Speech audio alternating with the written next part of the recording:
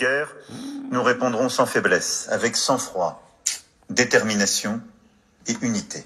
Nous prendrons des décisions lors du G7 cet après-midi, du Conseil européen qui se tiendra ce soir à Bruxelles et du sommet de l'OTAN qui se tiendra dans les prochaines heures.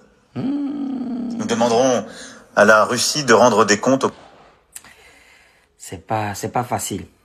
La Russie a attaqué l'Ukraine. L'Ukraine souhaitait un peu que la Russie l'attaque comme ça. Eux ils vont demander enfin le renfort de leur frère l'OTAN. Leur grand frère l'OTAN, grand frère qui a gros coup de poing là. La Russie attaque l'OTAN, l'Ukraine, l'Ukraine se retourne vers l'OTAN, l'OTAN par le chinois. Tous les présidents du monde de l'OTAN, ils ont commencé à parler beaucoup. Alors que l'Ukraine là, eux, ils n'attendaient pas ça. Et aujourd'hui, lui et son pays souffriront des conséquences. Aujourd'hui, j'autorise de nouvelles sanctions, une nouvelle série de sanctions et de nouvelles limites. Non, Ukraine Yakou. Quelles sanctions?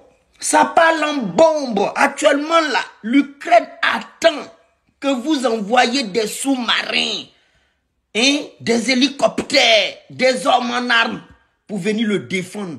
Parce qu'il comptait sur vous quand il partait chercher la bagarre avec la Russie. Bon, il n'a pas cherché la bagarre, mais quand la Russie lui dit ne fais pas, il dit je vais le faire. C'est parce qu'il comptait sur son frère, l'OTAN. Il comptait sur vous. Et il l'attend, il vous attend. Vous êtes ce joker et vous dites sanctions. Alors qu'il pleut des bombes. Ils attendent des bombes et vous dites sanctions. Il va faire quoi sanctions? De notre soutien. Ils ont besoin du soutien de notre population, nos armées, nos forces armées. Et puis...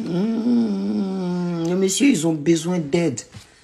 Il a besoin d'aide. Voilà, maintenant, il dit plus j'ai besoin de l'OTAN. Il dit plus maintenant, il dit la population, venez m'aider. Aidez-moi, help me. Voilà, maintenant, les gens, ils sont là, sanctions. Ils ont fait 3 réunions. Union européenne a fait réunion. L'ONU a fait réunion. Et Union là. Tous les unions ont fait réunion.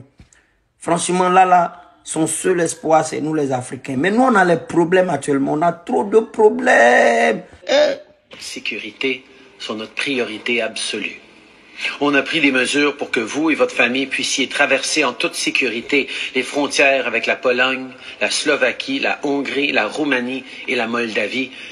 On délivre de toute urgence des documents de voyage. Ukraine. Président Ukraine, il doit être en dépression actuellement. Les États-Unis disent qu'ils vont prendre des sanctions. La France dit va mettre des sanctions. Le Canada dit ne vous inquiétez pas. Si vous voulez venir au Canada, on vous met des lignes en urgence pour que vous puissiez venir vite au Canada. Mais le monsieur là n'est pas allé provoquer Vladimir Poutine pour ça. Il voulait en découdre une bonne fois pour toutes. Il voulait arrêter d'avoir peur. Il voulait pouvoir enfin compter au moins une fois sur quelqu'un qui allait venir le défendre. Il regarde derrière, il n'y a plus personne. Destruction massive en Irak. Pour preuve, le secrétaire d'État américain agitait publiquement devant le monde entier un tube rempli de poudre blanche assurant tout le monde qu'il s'agissait d'une arme chimique en cours de développement en Irak. Et si la Russie était en train de mélanger l'Ukraine à cause de l'OTAN? En vrai de vrai, peut-être qu'il n'y a pas encore de raison. Mais quand il dit les trucs comme ça, il dit les autres se permettent d'aller dans le pays des gens pour aller les mélanger sans raison. L'ONU ne dit rien. Maintenant, lui, les mêmes gars là veulent se servir de l'Ukraine pour venir s'approcher de son pays et peut-être mélanger son pays. Et si l'Ukraine était un bouc émissaire? C'est bouc émissaire, non? On dit c'est bouc émissaire ou bien? En tout cas, je veux dire, et si la Russie et l'OTAN, entre les deux là, chacun voulait utiliser l'Ukraine pour donner une leçon à son camarade?